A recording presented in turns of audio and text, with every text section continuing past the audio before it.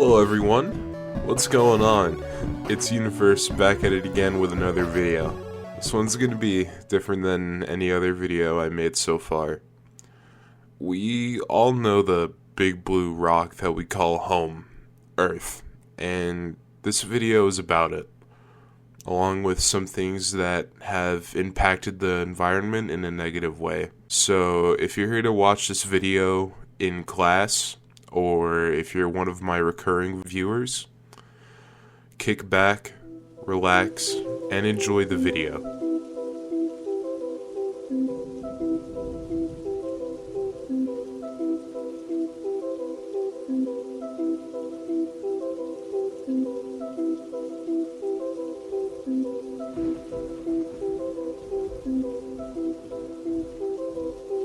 First off, let's start somewhere simple. What is and why should we worry about climate change? According to the United Nations, climate change refers to long-term shifts in temperatures and weather patterns, which means the world, if not handled properly, will eventually get hotter. The ocean level would rise and cover more land under the water due to the ice in both the northern and southern poles thawing out. Secondly, how long has this been happening? According to royalsociety.org, NASA.gov, and the United Nations, climate change has been going on for a while, but not to such a rate as it has been approximately for the last 7,000 to 18,000 years, rising about 0.17 degrees per decade since 1901, according to the US EPA. Burning of fossil fuels, deforestation, greenhouse gases like carbon dioxide, methane, and nitrous oxide are only some of and a tiny part of the leading causes to this worldwide event. So, to the next question, how do fossil fuels affect the environment?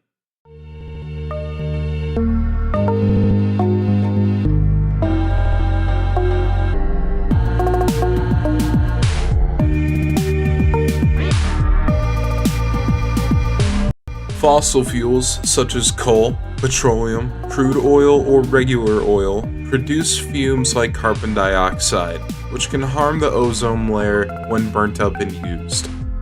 The ozone layer, which is a part of the Earth's atmosphere, protects everything from the sun's radiation. Greenhouse gases that I mentioned earlier, such as carbon dioxide and nitrous oxide, can damage the ozone layer and leave the Earth exposed to UV radiation from the sun.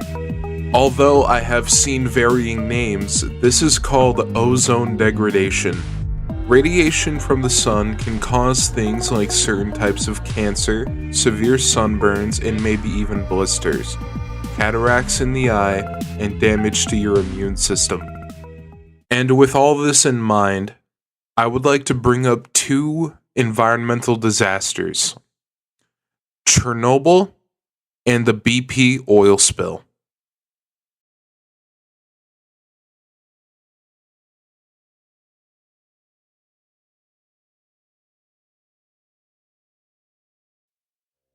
The date is April 26, 1986. The Chernobyl nuclear accident was a nuclear disaster that took place in Chernobyl, Ukraine, which is 90 kilometers or 60 miles north of Kiev.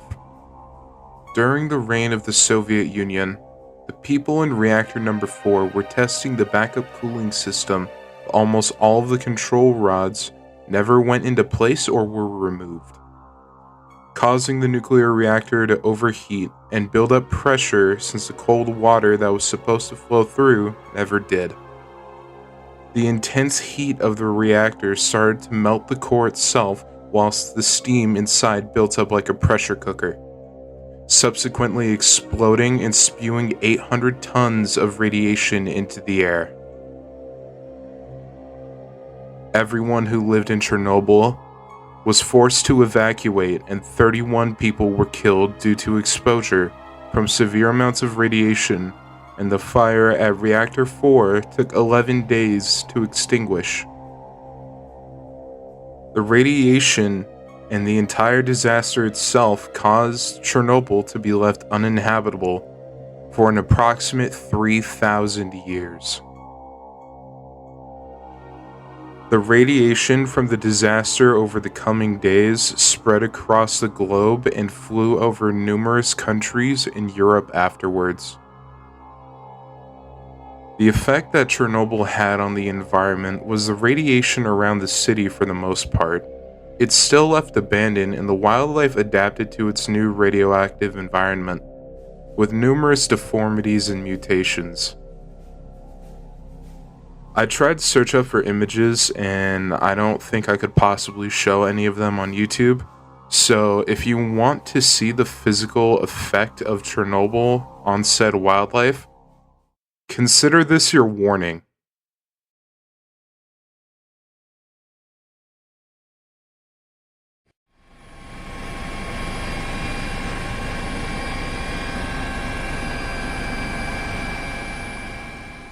The Deepwater Horizon oil spill, or better known as the BP oil spill, was an oil spill that took place in 2010 on the 20th of April in the Gulf of Mexico.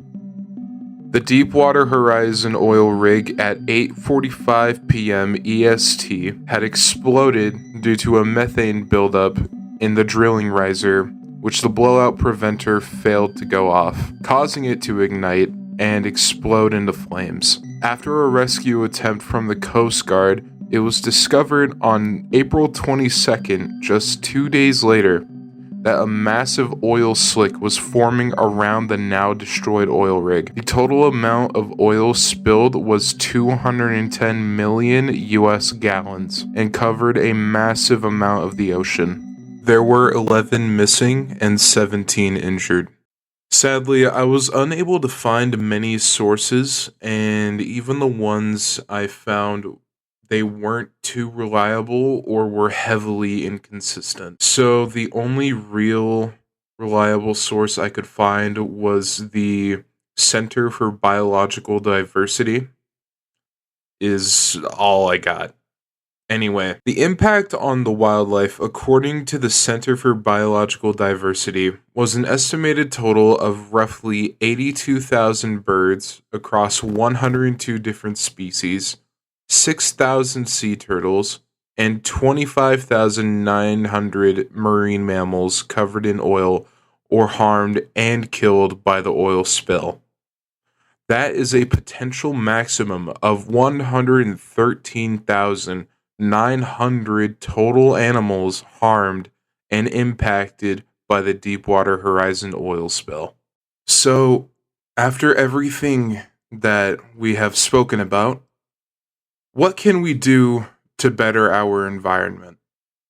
In the year 2023, it was recorded to be the hottest year in the world.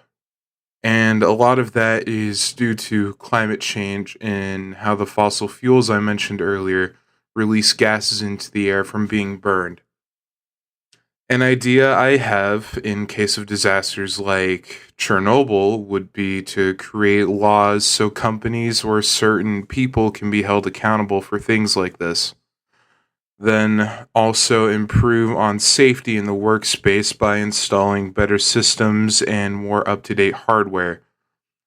I know at its time, reactor number 4 was the most advanced within the Soviet Union, but my point still stands. Shutting down things like a power regulating system and removing the control rods was so stupid, it's really no wonder why it happened. Performing experiments that should have never been considered is also something that never should be done. It sounds like common sense, but it seemed nobody thought of it back then. As for the BP oil spill, the whole thing happened because the blowout preventer underwater never actually did what it was supposed to, and I'm not a mechanic, so I don't really know how that could have been fixed.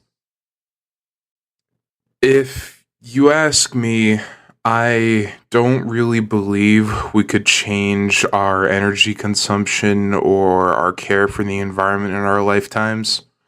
I do believe this could take us until at least 2100 to fully implement if we are going for that dream society. And we are so over reliant on fossil fuels, humanity is slow despite its recent advancements. And that's a main reason why I think this. Preventing climate change feels like one of those noble goals that we can't actually complete. But the fact we've done it is redemption or good enough in our eyes.